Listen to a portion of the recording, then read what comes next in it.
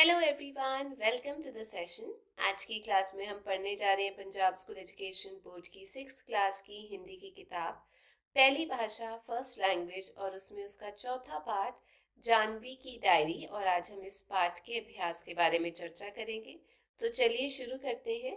पहला सवाल जो है वो दिया गया यहाँ पे शब्दार्थ। अर्धनीश्वर मतलब शिव का वह रूप जिसमें आधा भाग पार्वती का होता है।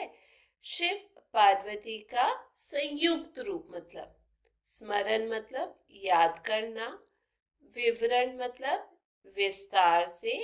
मुख्यालय मतलब मुख्य कार्यालय हेडक्वार्टर। शिलाखंड मतलब चट्टान। सुशोभित मतलब सुंदर लगना। विराजमान मतलब विद्यमान। शिल्प का मतलब कला। गाइड यात्रियों को किसी नगर के दर्शनीय स्थान दिखाने वाला। द्वीप का मतलब स्थल का वह भाग जिसके चारों ओर समुद्र हो। स्टीमर मतलब भाप से चलने वाला छोटा जहाज। म्यूजियम मतलब अजायब घर या संग्रहालय। भव्यता मतलब विशालता। कलात्मकता मतलब कला से भरपूर। अगला सूक्ष्मता मतलब बारीकी या महीनता। गौरवशाली मतलब गौरवयुक्त या सम्मानित। रोमांचित मतलब आनंदित। कुंड का मतलब होता है तालाब जैसा। आगे है लिंग बदलो। तो इस प्रश्न का जो उत्तर है वो मैंने यहाँ पर लिखा है। तो चलिए पढ़ते हैं। जैसे हाथी का लिंग बदलकर उत्तर आ जाएगा हथनी। राजा का हो जाएगा रानी। वैसे ही भाई का हो जाएगा भाभी। चौथा चाचा का हो जाएगा चाची। आगे है वचन बदलो। जैसे रात का हो जाएगा रातें। इमारत इमारतें। गुफा गुफाएं। मूर्ति मूर्तियां। स्थल स्थलों। द्वीप द्वीपों। सातवां परिंदा परिंदे।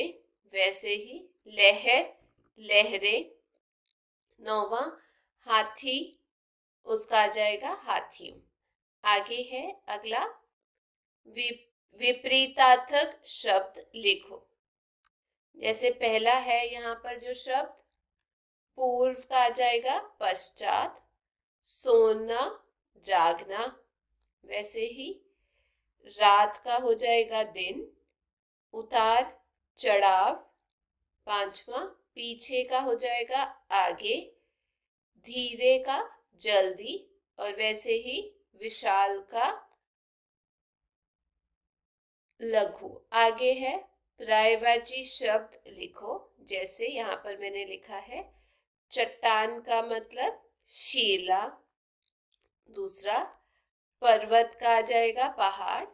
तीसरा परिंदा पक्षी। वैसे ही लहर का तरंग हो जाएगा। गंगा का आ जाएगा भागीरथी। शिव उनका आ जाएगा महादेव। वैसे ही पार्वती का आ जाएगा उमा। आगे वाक्यांशों के लिए एक शब्द लिखो। जैसे पहले जो है वो है देखने योग्य। तो जब कोई चीज देखने योग्य होती है उसे हम बोलते हैं दर्शनीय। दूसरा आकाश को छूने वाला गगनचुंबी। तीसरा जिसका पार ना पाया जा सके उसे हम बोलते हैं अपार।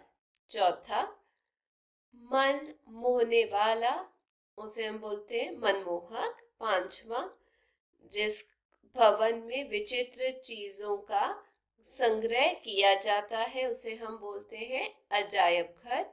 छेवा घूमने के शौकीन उनको हम बोलते हैं घुमक्कड़ या पर्यटक टूरिस्ट। कला से भरपूर उसे हम बोलते हैं कलात्मक।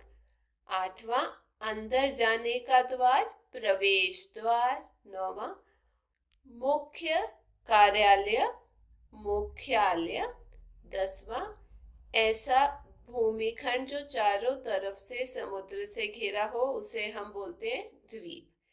आगे है भाववाचक संज्ञा बनाओ।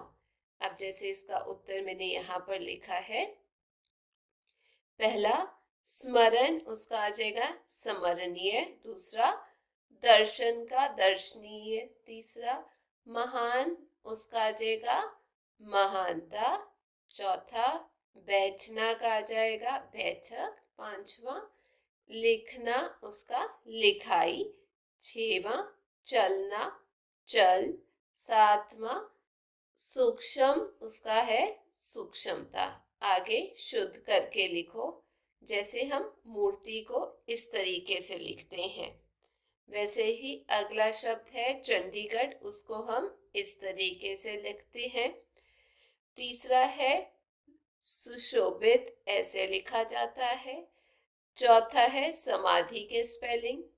पांचवा है स्मरण, ऐसे लिखते हैं। छठवां रफ्तार, ऐसे। और सातवां सबसे जरूरी ये है अर्धानीश्वर। आगे है वाक्य में प्रयोग करो शब्द है द्वीप, मूर्ति, अतीत, खूबसूरत, अनूठा, द्वार, आनंद, गुफा, समाधि, बुद्ध। चलिए वाक्य बनाते हैं। द्वीप, हम छुट्टियों में लक्षद्वीप घूमने गए थे। मूर्ति, मंदिर में विष्णु जी की विशाल मूर्ति है। अतीत, हमें अपने अतीत से सबक सीखना चाहिए।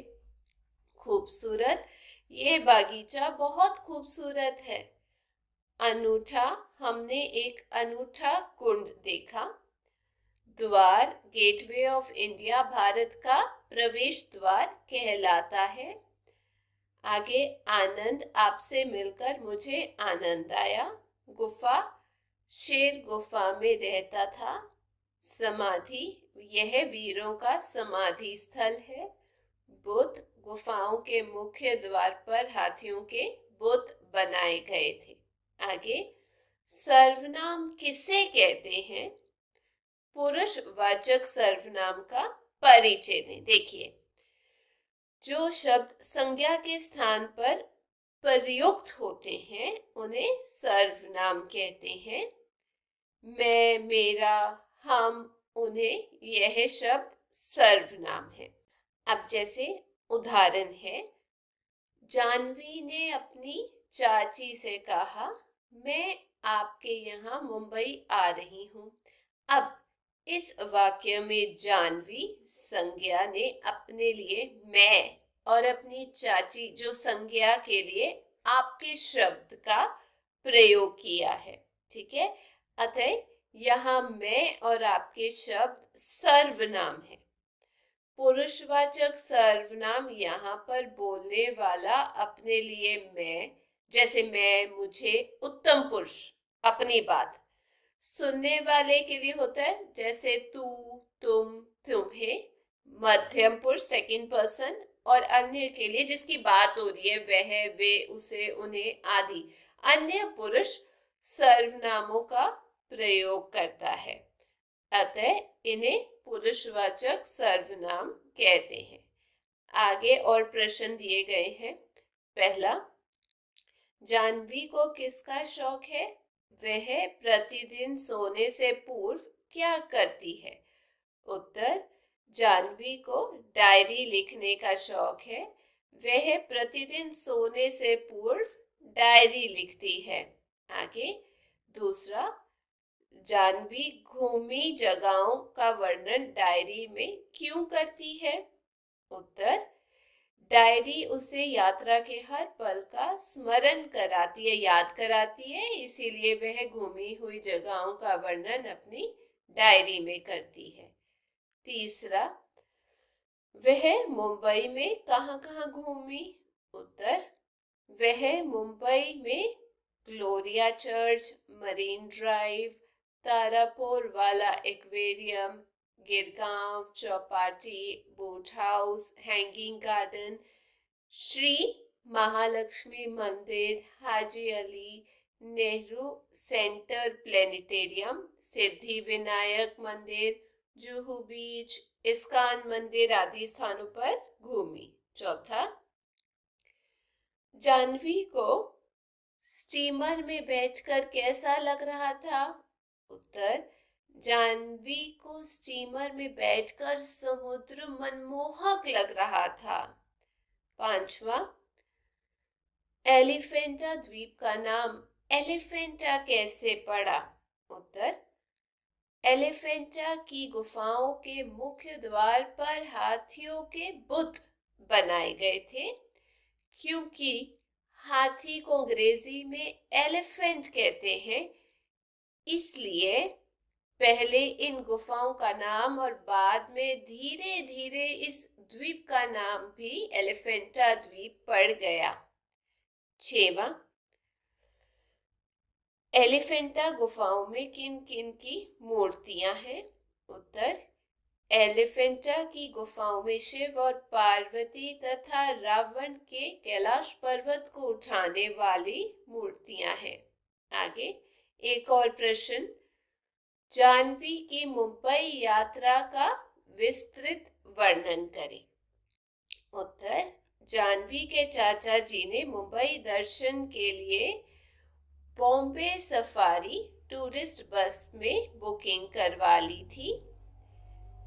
इससे वह Gloria church, Hutatma Chowk, Jehangir art gallery, Prince of Wales museum, Rajabai tower, Marine Drive, Taraporewala aquarium, Girgaon Chowpatty, Kamala Nehru park, boat house, hanging garden, Shri Mahalakshmi मंदिर, हाजी अली सिद्धि विनायक मंदिर, जुहू बीच, इस्कॉन मंदिर आदि स्थलों की यात्रा की।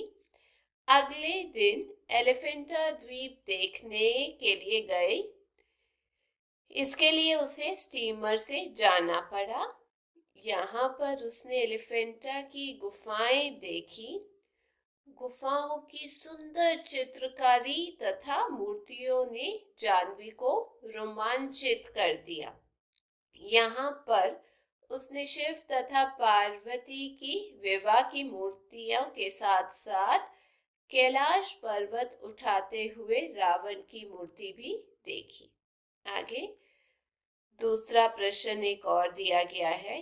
प्रश्न है, एलिफेंटा गुफाओं का वर्णन करें। तो मैंने उत्तर में लिखा है, एलिफेंटा द्वीप में एलिफेंटा गुफाएं हैं। इस गुफा की विशेष बात यह है कि इसमें प्रवेश द्वार कई हैं और छत एक ही है। इन गुफाओं के मुख्य द्वार पर हाथियों के बुत बनाए गए थे। इसी कारण से इस द्वीप का नाम एलिफेंटा द्वीप पड़ गया।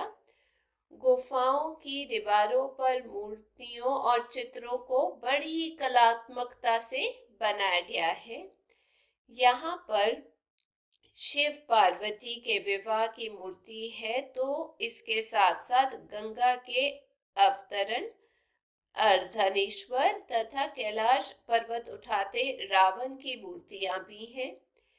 यहाँ पर एक ऐसा अनूठा जल कुंड भी है जो ऊपर से शांत दिखता है पर अंदर चलता रहता है। आगे है आत्मबोध। जैसे पहला, जहां भी कहीं घूमने जाएं वहां की प्रकृति माहौल का आनंद मनाएं। दूसरा, बड़ों को सहयोग दें, उनकी आज्ञा में रहें। आगे है एक और काम, रचना बोध।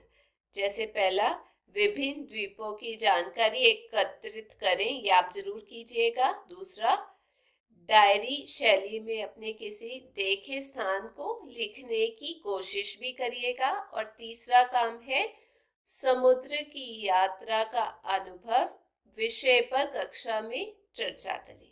ठीक है, ये काम आप जरूर कीजिएगा। अब चर्चा करते हैं हम बहुविकल्पिक प्रश्नों के बारे में। पहला, जाह्नवी को क्या लिखने का शौक था? क, डायरी, ख, डेयरी, ग, पुस्तक, ख, कविता। तो इसका उत्तर है क, डायरी। दूसरा प्रश्न, जानवी घूमने के लिए कहाँ गई? क दिल्ली, ख देहरादून, ग मुंबई, घ चेन्नई। तो इसका उत्तर है ग मुंबई। तीसरा, गेटवे ऑफ इंडिया कहाँ स्थित है? दिल्ली, कोलकाता, मुंबई या गोवा? तो इसका उत्तर है ग मुंबई। चौथा प्रश्न है, गेटवे ऑफ इंडिया के पीछे कौन सा सागर है? तो इसके ऑप्शन है अरब सागर, हिंद महासागर, काला सागर या सफेद सागर। इसका उत्तर है क अरब सागर। पांचवा, एलिफेंटा द्वीप किस सागर में है? क काला सागर में, ख अरब सागर में, ग कैस्पियन सागर में, घ हिंद महासागर में। उत्तर ख अरब सागर। छेवा, निम्नलिखित में से कौन सा शब्द पर्वत का पर्याय है? क पहाड़, ख तहाड़, ग ताड़, घ बेहद। उत्तर है क पहाड़। सातवां, निम्न में से कौन सा शब्द गंगा का पर्याय है? क यमुना, ख भागीरथी, ग विश्वंती, घ गंगा नदी। उत्तर है ख भागीरथी।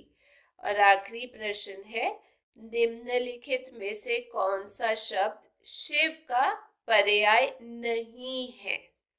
क महादेव, ख शंकर, ग भोलेनाथ, घ देव। इसका उत्तर है घ देव। तो ये थी आज की क्लास। मैं उम्मीद करती हूँ इस पाठ का अभ्यास आप लोगों को समझ आ गया होगा। यदि वीडियो अच्छी लगी तो चैनल को लाइक शेयर सब्सक्राइब जरूर कीजिएगा। हम फिर मिलेंगे। Till then take care, bye bye.